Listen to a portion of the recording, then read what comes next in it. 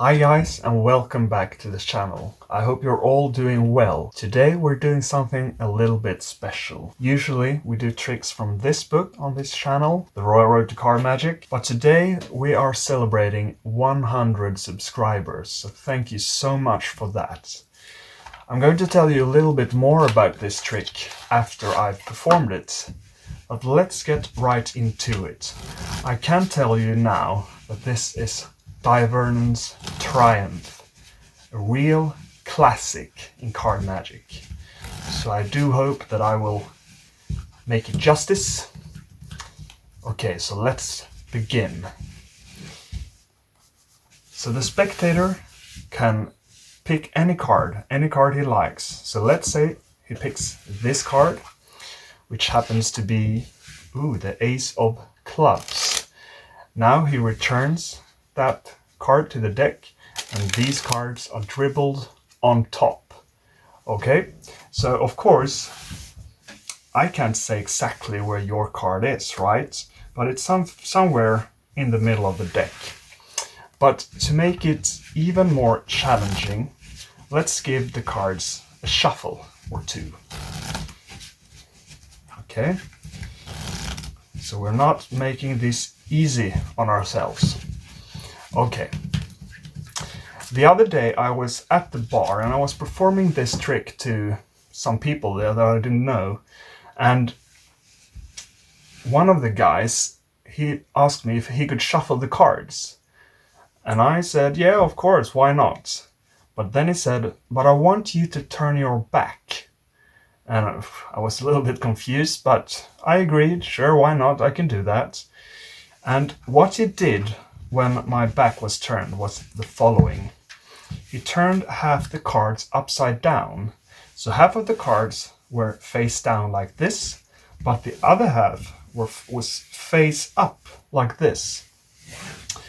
And what he did was this. He shuffled the two packs into each other. So face up into face down. So it was a complete and utter mess. Okay? So he pushed the cards into each other and he gave them a couple of cuts. And everything, seemed normal when I turned around. So I started to look through the deck and it looked normal. Some cards were still, face down like this. But then I noticed that some cards were actually face up. And some cards were even, back to back, face to face. It was a complete and utter mess. I've never been in a harder situation as a magician. But luckily, I am just that, a magician. So I snapped my fingers and something pretty interesting happened. When I spread out the cards, all the cards had straightened themselves out and were now in the right direction, except from one single card. So what was your card? I can't remember it right now, but all the cards except from the Ace of Clubs. So that's Triumph by Vernon. Okay, let's get into the tutorial. Okay guys, so before we start the tutorial, I just want to take a quick moment to say thank you for subscribing. 100 subscribers. Thank you so much. It might not seem like much, but I am grateful for each and every one of you. So thank you so much. When we reach 1,000 subscribers, I will make something truly special again. And on the way there, hopefully, I'll try to organize some kind of giveaway or something to say thank you, really, for subscribing. And also, if this video gets 50 likes, which would be a record on this channel, I will show you a version of this trick, which is easier, a lot easier actually, and can be done completely in the hands. No table required. So make sure to like for that. Now let's get into the tutorial. Let's talk a little bit about Vernon's Triumph. So this plot, this tipsy-turvy plot, has been around for quite some time. I think the idea was first developed in 1914 But it wasn't until, I think it was 1946, that Stars of Magic, or actually small booklets from different magicians who showed different tricks, were published, and then they were collected into a book which was called Stars of Magic. And it was around that time when this effect was published in that book that Triumph became popular. It was revolutionary at the time. And since then, this whole plot of mixing face-up cards into face-down cards has been called Triumph. It's a classic. It's really one of the most classic tricks in card magic. And I can see why, because I think it's a truly great trick. Okay, enough talking, so let's get into the tutorial without further ado. So I like to begin this trick by giving the cards a couple of shuffles. Okay, so you can shuffle the cards, and then I like to go into a running cut sequence. And I have, if you watch the video on the riffle shuffle, you can learn, of course, the riffle shuffle, which is a prerequisite for this trick, really. You have to know the riffle shuffle to do this trick. So go check that video out. And there I'll also talk about the running cut sequence. But I'll go through it quickly now. It simply means peeling off small packets of cards from the top. So you take the deck into your right hand, thumb, middle finger, and then you peel off with your left thumb and middle finger small packets of cards. And you come away with your right hand forward, and then you come back in circular motion, peeling off the next packet, and so on until you exhaust the deck. And we're doing this now truly and genuinely because we're going to do a false version of it later to control the top card. And this is good psychologically to really do it now so that we prime the audience into believing that we're actually doing everything genuinely, so to speak. Okay, so once you've done that, you have a card selected however you want. And I like to ribbon spread the cards like this. I think it's an elegant way to do it. So let's say they pick this card, which happens to be the 8 of spades. Okay, and now you'll have the cards returned into the deck and you'll control it to the top. Now in the performance I did what's known as a side steal or a side slip, but that deserves a video in itself. So I'll show you another way to do that now. And in the future, if you want to do the side slip, once I've made a video on that, you can of course change it up.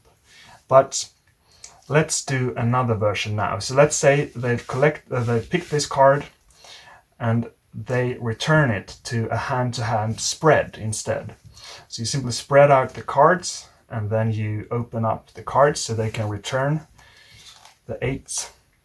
And now you're going to replace this spread on top of the 8 and catch what is known as a break. And what you can do is actually in-jog using your little finger to in-jog this card a little bit, or the cards, some cards, and then return the spread. So you'll have an in-jog here, which you can lift on. And now we'll do a double undercut. And the double undercut has quite a bad reputation sometimes, but I think it's a decent control. But usually when you see the double undercut, so you have a thumb break, usually you cut half the cards and place them on top, and then you square up, and then you place the rest of the cards on top. And some people think that's quite obvious. But there is a better way of doing it, if you ask me, which is, now that we have a table, because you need a table for this trick, you cut half of the cards below the break up on top, but you leave it a little bit unsquared like this. Then you cut the rest of the cards to your left hand and you drop your right hand cards, and then you transfer this packet into right hand end grip and you drop that on top. And then you leave it in this quite unsquared formation and you let this image sink in for a moment, and then you square up. And I think this looks a lot more elegant and also more convincing than a traditional double undercut. So again, you cut about half of the cards below the break. You leave it a little bit unsquared. You cut the rest with your left hand. You drop your right hand packets. You transfer this into the right hand. You drop that on top and you square up. Okay, so now their card is on top. You have successfully controlled their cards to the top. And now you do the false riffle shuffle sequence that I taught in that video.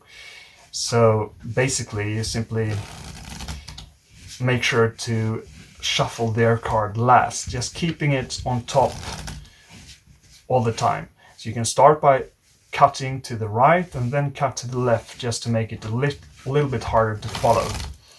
And then you follow this up with the false running cut sequence, where once again you peel off a small packet with your left hand, you come over with your right hand, and as you peel off the next packet, you pick that packet, the table packet is picked up, and you're holding a thumb break now between the packets.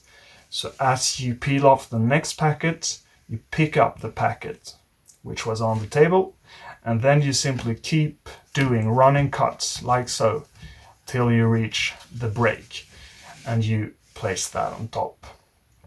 Okay, so that's actually a pretty convincing control. Okay, I'm gonna turn this upside down now, otherwise it will be confusing because half of the cards will be upside down. Okay, so now comes the sleight, the triumph shuffle, so to speak.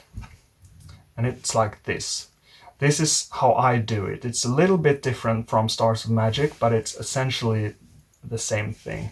But I cut to the right. So I cut the top half to the right, and then I turn the left hand packet over. And then if you want to, you can of course spread the two packets like this to really show that half of the cards are face down and half of the cards are face up. Okay, and then you're going to shuffle them together.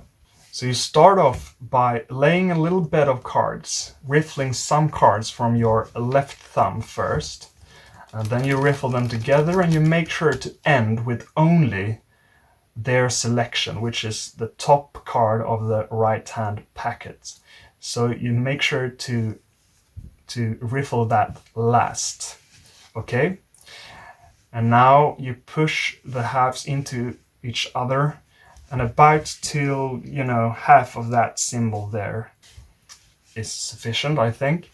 And then if you want to, you can spread this out too, to really, once again clarify what's going on here. Okay, and now comes what is known as the triumph shuffle, which basically means that it's going to look like you're pushing the cards into each other, but you can probably see what's happening because of the angle of the camera.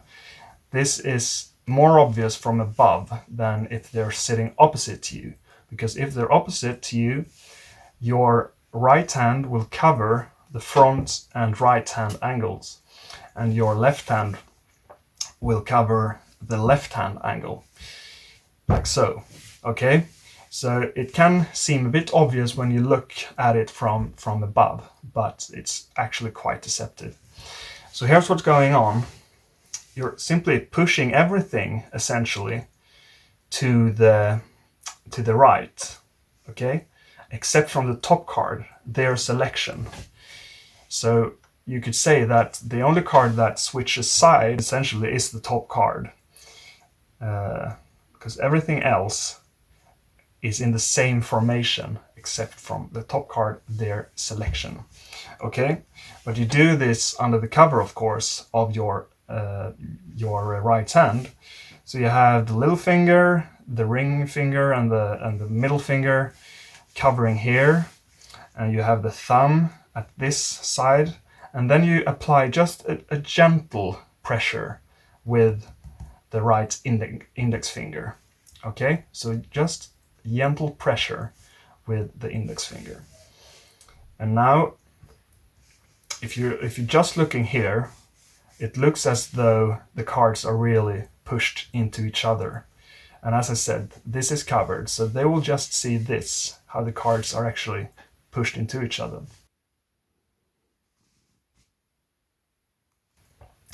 Okay, so now you're in this position.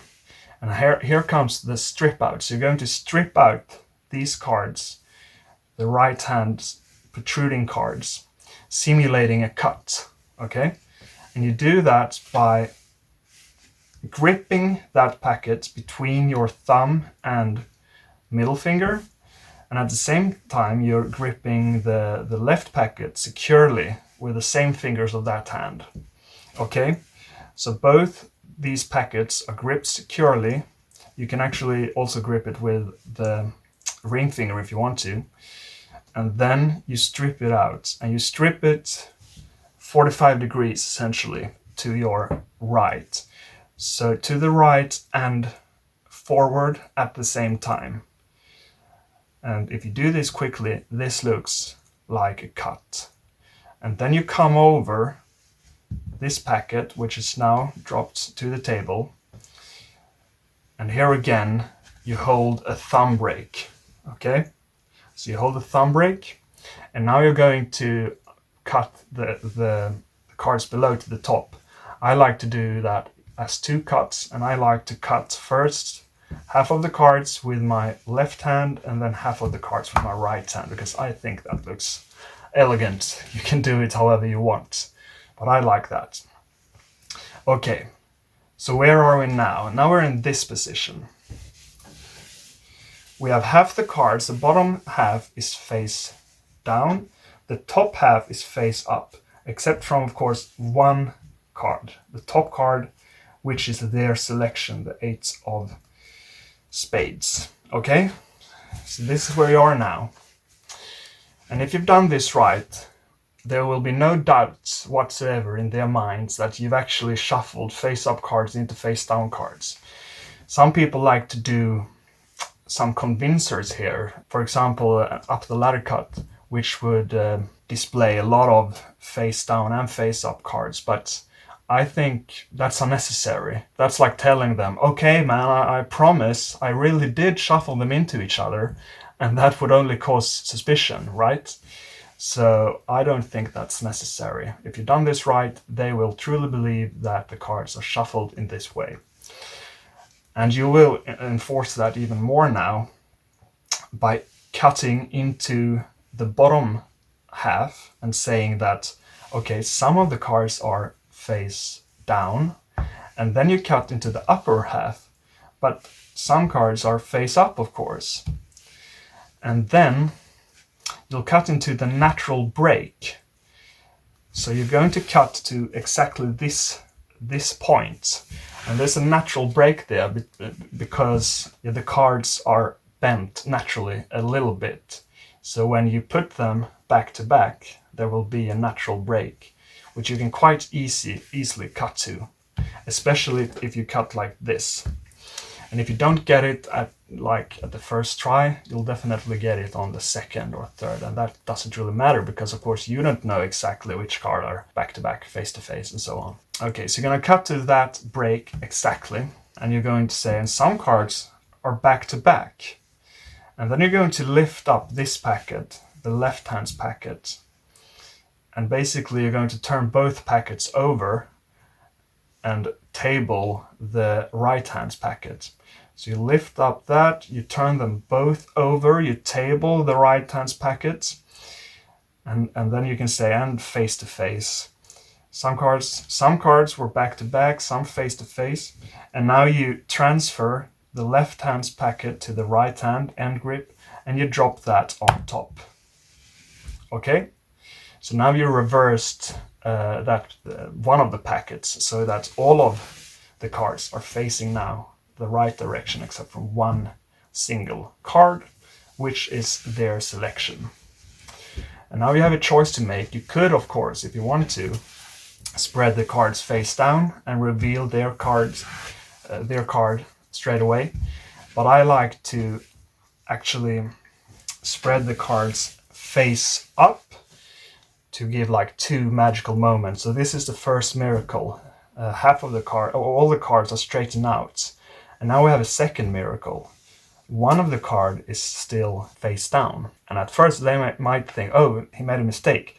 But then they realize, right, I picked a card before all this. So you ask them, okay, so what was your card? And they say the 8 of spades, I think it was. And now if you want to, I like to do this little flourish where I turn all the cards over like this.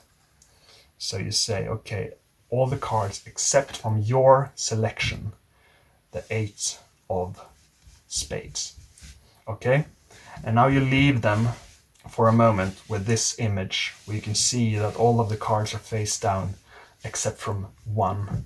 Because when they think back to this trick, this is what they're going to remember, this image. Okay? So that is Triumph. I really hope you enjoyed that. If you have any questions whatsoever, just post them down below and I will try to answer them as clearly as possible. And otherwise, I might make a video about it. If there's anything you'd like to see in particular, comment down below. As I said, thank you so much for subscribing. 100 subscribers, that's amazing. Another 1,000 subscribers, I will do something truly special. And as I said, a giveaway is coming. So please subscribe for that. And if you like this, leave a like. And you can also press the bell icon if you want to. Okay, I hope you have a lovely day. Thank you so much for watching. Bye bye.